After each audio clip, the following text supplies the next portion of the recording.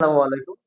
নবম দশম শ্রেণীর শিক্ষার্থীদের জন্য আজকে আমরা সমাধান করছি শক্তির সংরক্ষণশীলতা শক্তির সংরক্ষণশীলতার নীতিটা। অর্থাৎ বিন্দু ভরের জন্য শক্তির সংরক্ষণশীলতার নীতি। অর্থাৎ এটা হবে মুক্তভাবে পড়ন্ত বস্তুর ক্ষেত্রে, অর্থাৎ মুক্তভাবে পড়ন্ত বস্তুর ক্ষেত্রে শক্তির সংরক্ষণশীলতার নীতিটা আমরা একটু দেখব। আমরা শক্তির সংরক্ষণশীলতাটা জানি। অর্থাৎ শক্তি হলো অবিনাশ্য, শক্তির সৃষ্টি বা বিনাশ নেই, কিন্তু শক্তি কেবল এক রূপ থেকে অন্য রূপে রূপান্তরিত হতে পারে। কিন্তু এখানে যেটা হবে, এখানে আমরা দেখব যে মুক্তভাবে পড়ন্ত বস্তুর বিভিন্ন বিন্দুতে শক্তি যে অপরিবর্তনীয় থাকে সেটা আমরা দেখব। ধরি এম ভরের একটি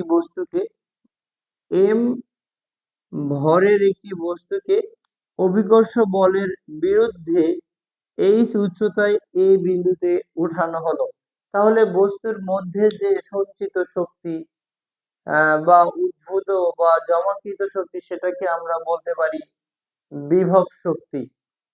তাছাড়া যান্ত্রিক শক্তি নামে আমরা একটা পাঠ পড়েছি। বস্তুর অবস্থান ও গতির কারণে বস্তুর মধ্যে যে শক্তি উদ্ভব হয় সেটাকে আমরা যান্ত্রিক শক্তি বলি। তো যান্ত্রিক শক্তি মূলত দুটি শক্তির সমষ্টি, একটা হলো গতি শক্তি এবং অন্যটি হলো বিভব শক্তি। তো যদি বস্তুটাকে ভূপৃষ্ঠ থেকে এই উচ্চতায় উঠানো হয়, বস্তুটা স্থির হয়ে যায় এবং বস্তুর মধ্যে সমস্ত শক্তি তখন বিভব শক্তি হয়ে যায়। বস্তুটাকে যদি আবার অভিকর্ষ বলের প্রভাবে মুক্তভাবে ছেড়ে দেওয়া হয়, তখন বিভব শক্তিটা পর্যায়ক্রমে কমতে থাকে এবং গতি শক্তিটা পর্যায়ক্রমে বাড়তে থাকে। এই সূত্রটা বা শক্তির সংরক্ষণশীলতার নীতিটা প্রমাণ করার জন্য আমাদের জাস্ট এখানে 4টা পয়েন্ট মনে রাখতে হবে। 4টা পয়েন্ট হলো, প্রথম ক্ষেত্রে মনে রাখতে হবে যে সর্বোচ্চ উচ্চতায় বস্তুটা কিন্তু স্থির। সর্বোচ্চ উচ্চতায় গতিশক্তি থাকে না। গতিশক্তি থাকে না। না থাকার একটাই কারণ, এখানে ভি ইকুয়াল জিরো। অর্থাৎ সর্বোচ্চ উচ্চতায় বস্তুটা যেহেতু স্থির হয়ে যায়, এই জন্য সর্বোচ্চ উচ্চতায় বিভব শক্তি মানে গতিশক্তি থাকে না। এবারে ভূপৃষ্ঠ স্পর্শ করার মুহূর্তে ভূপৃষ্ঠ স্পর্শ স্পর্শ করার করার পূর্বে বিভব শক্তি থাকে না। বিভব শক্তি থাকে না।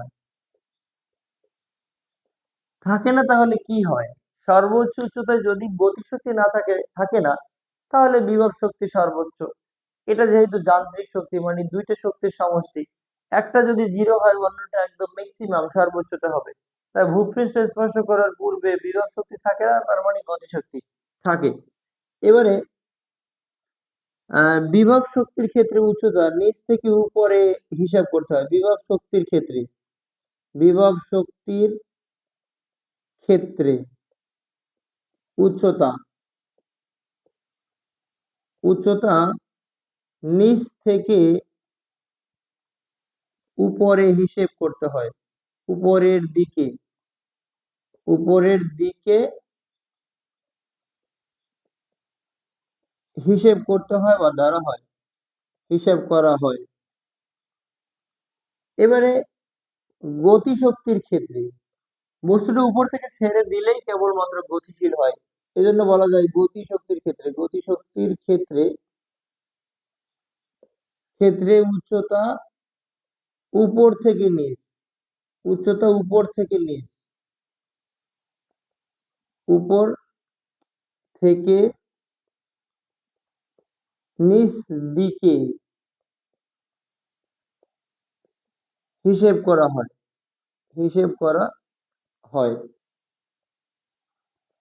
এইখানে যে এই 4টা পয়েন্ট ভালো করে মনে রাখতে পারবে, আমার বিশ্বাস যে এই মুক্তভাবে পড়ন্ত বস্তুর ক্ষেত্রে শক্তির সংরক্ষণশীলতা সে কখনোই ভুল করবে না। এবারে তো আমরা এই বিন্দুতে মোট শক্তি বা যান্ত্রিক শক্তি আমরা ই এ বলতে পারি। ই এ ইকুয়াল হবে ই কে প্লাস হলো ইপি। আর জাস্ট এই বর্তমান বইয়ে নবম দশম শ্রেণীর পদার্থবিজ্ঞান বইয়ে গতিশক্তিকে টি দ্বারা প্রকাশ করা হয়েছে এবং বিভব শক্তিকে ভি দ্বারা প্রকাশ করা হয়েছে। আমি জাস্ট ইকে মানে কাইনেটিক এনার্জি এবং বিভব শক্তি মানে পোটেনশিয়াল এনার্জি এটা দ্বারা প্রকাশ করলাম, কোনো সমস্যা নেই, একই জিনিস। তো আমরা কিন্তু গতিশক্তির সমীকরণ প্রতিপাদন করে আসছি। KE equal half M V square এবং বিভব শক্তি এ বিন্দুটার নিচ থেকে সর্বোচ্চ উচ্চতায়, এ বিন্দুটা আর কি এক্স্যাক্টলি এম জি এইচ উচ্চতায়, এখানে যেহেতু সর্বোচ্চ উচ্চতায় বস্তুটা স্থির, ভি ইকুয়াল টু যেহেতু জিরো, তাই জিরো ইন্টু সামথিং, এখানে জিরো ইন্টু সামথিং যাই ব্যবহার করি না কেন তাহলে এটা কিন্তু জিরোই হবে। তার মানে এ বিন্দুতে মোট শক্তি ই অফ এ মানে ই টোটাল, এটাও বলতে পারি যে দুইটা শক্তির সমষ্টি, অথবা আমরা এটাকে এ বিন্দুতে যান্ত্রিক শক্তি বলতে পারি। তাহলে যান্ত্রিক শক্তি হবে এম জি এইচ। এখন বস্তুটাকে যখন এই সর্বোচ্চ উচ্চতা বা এ বিন্দু থেকে ছেড়ে দেওয়া হবে তখন কিন্তু বস্তুটা গতিশীল হবে। গতিশীল বস্তু তার গতির জন্য যে শক্তি অর্জন করে সেটা গতিশক্তি, তার মানে গতিশীল আছে। এবারে যেহেতু বস্তুটা ভূপৃষ্ঠেও নাই, একটু উপরে আছে, তাহলে বস্তুটার কিন্তু বিভব শক্তিও আছে। তাহলে বি বিন্দুতে বি বি বিন্দুতে মোট শক্তি বি বিন্দুতে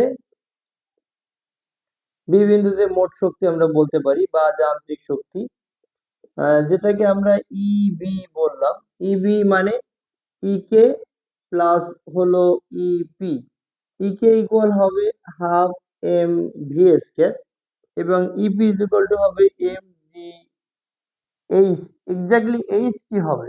বি বিন্দুর ক্ষেত্রে বিভব শক্তির ক্ষেত্রে উচ্চতা আমরা বললাম নিচ থেকে উপরে, বিভব শক্তির ক্ষেত্রে উচ্চতা নিচ থেকে উপরে, অর্থাৎ বি বিন্দুটা সি বিন্দু থেকে কত উপরে আছে? এক্স উচ্চতায় আছে। তার মানে এখানে হাইট হবে এম জি এইচ। এক্স্যাক্টলি এখানে H is equal to X হবে। এবারে আমরা এই বেগের চতুর্থ সমীকরণ থেকে জানি V square equal U square plus two G H. এখন এই যে এইচ, এখানে আমরা গতিশক্তির ক্ষেত্রে আমরা বললাম গতিশক্তির ক্ষেত্রে উচ্চতা উপর থেকে নিচ দিকে হিসাব করতে হয়।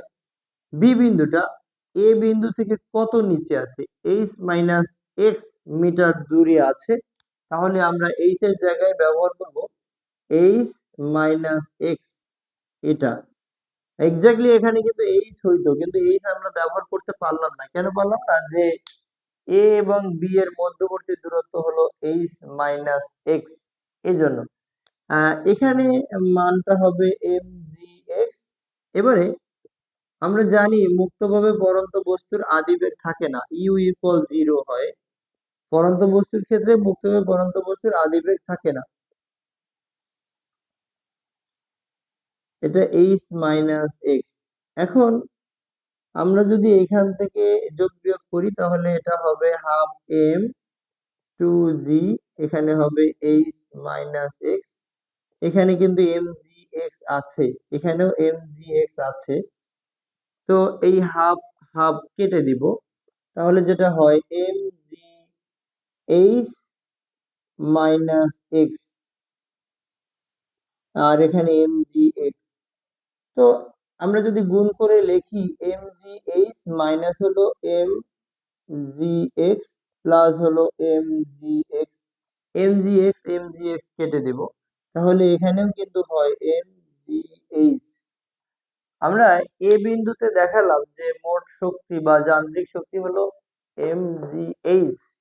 বি বিন্দুতে আমরা দেখাতে পারলাম যে যান্ত্রিক শক্তি বা দুইটা শক্তির সমষ্টি এম জি এইচ। এবারে আমরা দেখব যে সি সি বিন্দুতে মোট শক্তি কি হয়? ইসি ইজ ইকুয়াল টু আমরা বলতে পারি কে প্লাস হলো ইপি। এখন আমরা একটা পার্ট লিখে রাখলাম যে ভূপৃষ্ঠ স্পর্শ করার পূর্ব মুহূর্তে জাস্ট সি বিন্দু মানে ভূপৃষ্ঠ সি বিন্দুতে স্পর্শ করার ঠিক পূর্ব মুহূর্তে হাইট 0 হয়ে যাবে। মানে এক্স্যাক্টলি বিভব শক্তির ক্ষেত্রে হাইট 0 হবে। কেন হবে? আমরা বলছিলাম যে বিভব শক্তির ক্ষেত্রে হাইট নিচ থেকে উপরের দিকে, তার মানে সি বিন্দুকে স্পর্শ করার পূর্ব মুহূর্তে হাইট কিন্তু একটু উপরে নেই, এই জন্য এইচ এর মান 0 হবে। তাহলে এইখানে বিভব শক্তির ক্ষেত্রে এইচ এর মান 0 হওয়ার কারণে এই মানটা আমাদের 0 হবে। আর গতিশক্তির ক্ষেত্রে হবে হাফ এম ভি স্কয়ার। এটাকে যদি গতির জাস্ট চতুর্থ সমীকরণটা লিখি, ইউ স্কয়ার প্লাস 2জি। এখন এ থেকে সি এর মধ্যবর্তী দূরত্ব কিন্তু এইচ, আমরা এখানে এইচ ব্যবহার করব। এবারে আমরা জানি মুক্তবায়ু গলন্ত বস্তুর আদিবেগ থাকে না, তাহলে এই ইউ এর মান তো থাকবে না, 0 হবে। 2জি এইচ কেটে দিব। তাহলে সি বিন্দুতে মোট শক্তি হলো এমজিএইচ।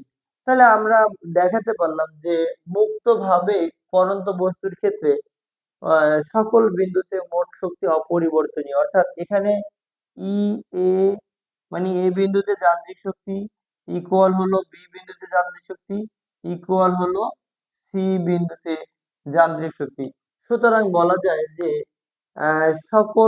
মানে সকল বিন্দুতে মুক্তভাবে পড়ন্ত বস্তুর ক্ষেত্রে সকল বিন্দুতে মোট শক্তি ধ্রুব থাকে বা একই থাকে বা অপরিবর্তনীয় থাকে।